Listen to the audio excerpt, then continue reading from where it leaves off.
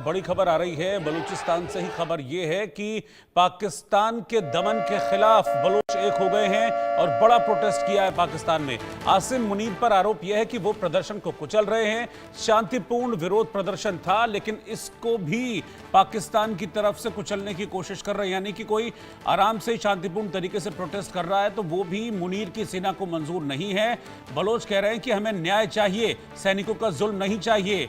मुनीर का दमन प्रतिरोध को जन्म देता है और वो प्रतिरोध इस वक्त देखने को मिल भी रहा है। ये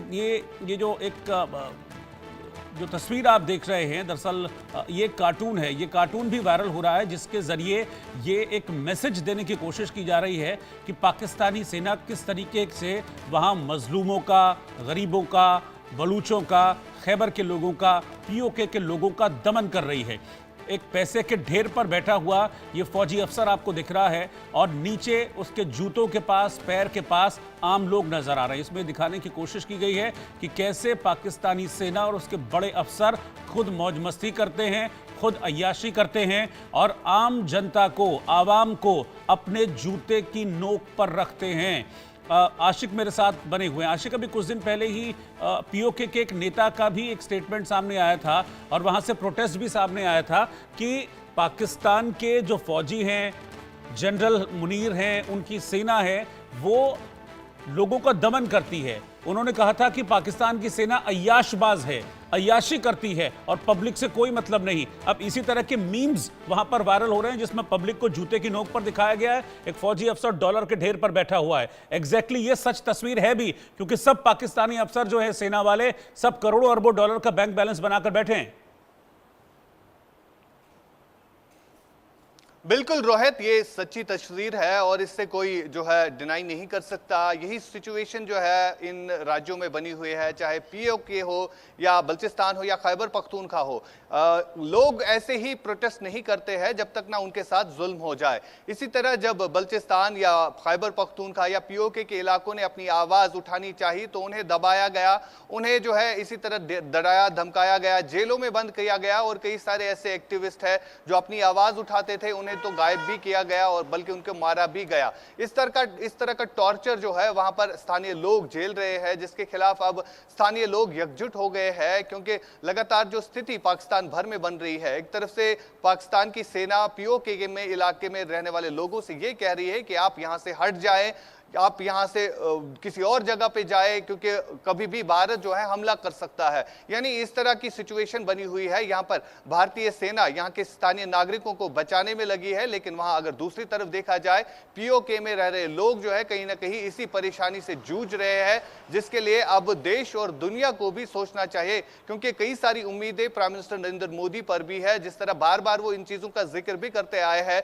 चाहे गृह मंत्री अमित शाह की बात करें या प्राइम मिनिस्टर नरेंद्र मोदी की बात करे, वो लगातार इन बातों का इजहार करते हुए नजर आए कि पीओके हमारा है और पीओके में रह रहे लोग हमारे हैं। एक दिन आएगा जब हम पीओके वापस लेंगे। आज स्थानीय लोग जो है ये मांग कर रहे, पूरा देश ये मांग कर रहा है कि पीओके जो है वापस आना चाहिए और वक्त आ चला है जब पूरा विश्व जानता है कि पाकिस्तान एक आतंकी फैक्ट्री है और वहां पर आतंकियों के कैंप्स चल रहे हैं और सभी आतंकी जो डेजिग्नेटेड आतंकी है उनका बेस जो है पाकिस्तान में है। और अब जो है इन तमाम तरह आतंकियों को एक एक करके जो है मारने की जो कवायद है उसको पूरा करने की जरूरत है और पीओके को जो है वापस लाना है। ये भारत भी और जम्मू कश्मीर के लोग भी चाहते हैं। बिल्कुल, ये तो भारत कहता ही है कि पीओके हमारा है। गृह मंत्री अमित शाह ने भी ये बात कही है कि पीओके हमारा है और जिस तरह के एक्शंस हो रहे हैं, पीओके वापस आएगा, इस बारे में भी कोई किसी भी तरह की कोई शक शुबा होना नहीं चाहिए। लेकिन एक और इम्पॉर्टेंट बात यह है कि क्योंकि मैं पाकिस्तान की बात कर रहा हूँ, तो चाहे वो पीओके हो, यानी कि पाक ऑक्यूपाइड कश्मीर हो, फिर वो बलूचिस्तान हो या फिर वो खैबर पख्तूनख्वा हो, वहां की आवाम भी चाहती है कि हमको पाकिस्तान से आज़ादी मिलनी चाहिए। और वहां इसी को लेकर अब सरकार और सेना से जबरदस्त संघर्ष भी चल रहा है कि हम अलग होना चाहते हैं, हम नहीं चाहते कहीं 1971 वाली कहानी फिर से ना दोहरा दी जाए। जैसे पाकिस्तान से अलग होकर पूर्वी पाकिस्तान बांग्लादेश बन गया था, तो बलूचिस्तान, खैबर और पीओके भी अलग ना हो जाए, जिस तरह के प्रोटेस्ट और विरोध वहां सरकार के खिलाफ और सेना के खिलाफ देखने को मिलते हैं। बिल्कुल, पाकिस्तान में इस्लामाबाद में जो बैठे लोग हैं उन्हें भी ये डर सता रहा है कि कहीं अब बलूचिस्तान भी अलग बांग्लादेश की तरह ना हो जाए, कहीं अब खैबर पख्तूनख्वा अलग मुल्क ना बन जाए। और जिस तरह पीओके के लोग अब डिमांड कर रहे हैं कि वो भारत के साथ विलंब हो जाना चाहते हैं, वहां पर हमने अक्सर लोगों की सुनी, वो यही कहते आ रहे नजर आए कि जिस तरह जम्मू कश्मीर में सुविधाएं दी जाती है, यहाँ पर जो केंद्र की सरकार की तरफ से फैसिलिटी दी जाती है आम नागरिकों के लिए, उस तरह की फैसिलिटी पाकिस्तान की सरकार उन्हें कभी नहीं दे रही है।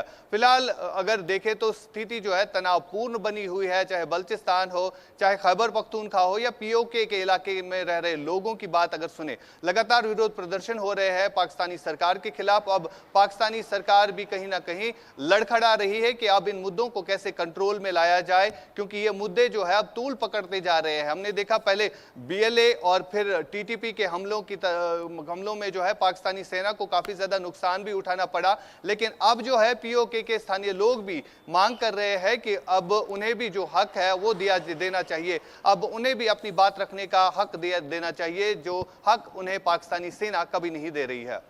ठीक है, बहुत बहुत शुक्रिया आपका आशिक मीर इस पूरी लंबी चौड़ी डिटेल बातचीत के लिए।